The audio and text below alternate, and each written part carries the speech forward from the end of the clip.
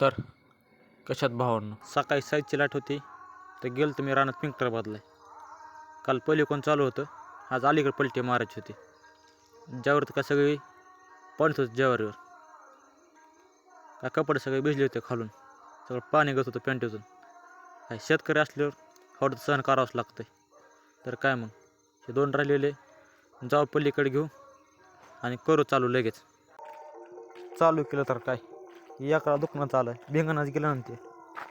तर केलं चालू ते करताना थोडं भिजलो आपण. तर आलो परत आपल्या शेतामध्ये. आले की पहिली केली कुटी, कारण लाईटीचं काय सांगता येत नाही. तर ह्या भावाचा उचलला तार उचलला त्याचा, कारण त्याचा पेपर आहे थोड्या वेळानं 1:30 वाजता. आपल्याला बोलवलं कारण कुठं अडकलं तर बघ म्हणून. तर का पहिल्या जागेवर अडकलं दुसरीकडेच.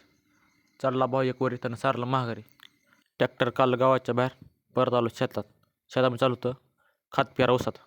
तर मित्र आला ह्यो, तर ह्यो मला आपला व्हिडिओ बनवायचा चल लवकर. रात्री मग आला दूध घालाय. तर ह्यो आला लागला करायची चेष्टा आपली.